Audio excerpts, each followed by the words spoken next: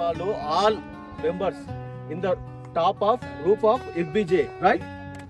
Okay, అయితే ఇప్పుడు ఒక అనౌన్స్మెంట్ ఏంటంటే సతీష్ పర్మిషన్ ఇచ్చిండు ప్రెసిడెంట్, యాజ్ ఎ ఫౌండర్ గా చెప్తున్నాడు.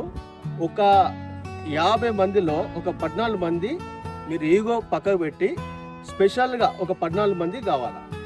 ఎందుకంటే వేరే టోర్నమెంట్ జరిగేది ఉంది. ఒక 14 మెంబర్స్ మీరు మనం ఇది సరదాగా ఆడుకునేది. FBJ ఇది ఒక టీము కంప్లీట్ గా, మీకు అన్ని ఉన్నాయి ఫెసిలిటీస్. ఒక 14 మెంబర్స్ వెల్ ప్లేడ్.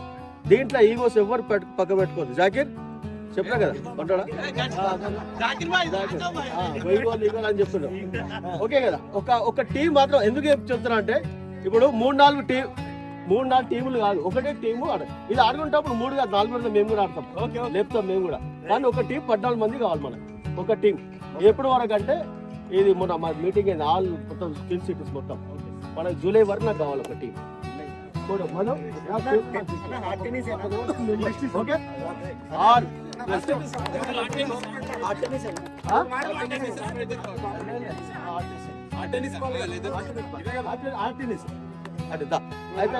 ఆడినందుకు అందరికి ఆయన తరపున నేను కూడా కృతజ్ఞతలు చెప్తున్నాను.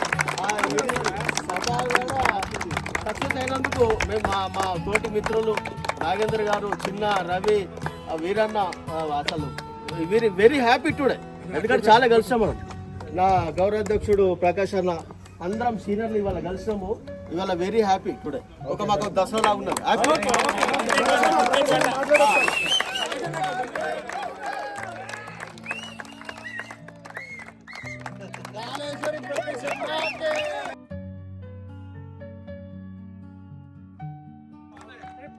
ఫౌండర్ ప్రకాష్ అన్నకి 56 నాట్ అవుట్.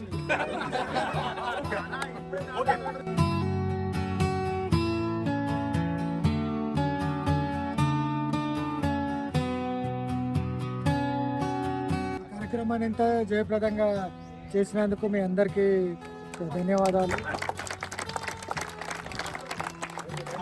మంచి హ్యాపీగా క్రికెట్ ఆడి మంచి ఇలాగే ముందు కూడా మంచి కార్యక్రమాన్ని ఇలా చేసుకుందామని మనస్ఫూర్తిగా కోరుకుంటూ అందరికీ ధన్యవాదాలు.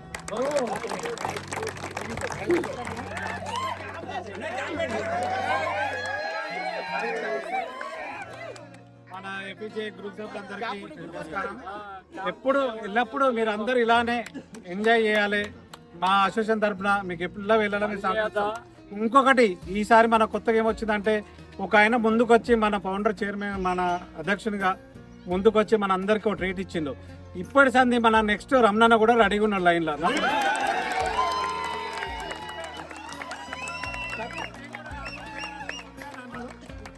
ప్రతి ఒక్కరు ముందుకు వస్తారు.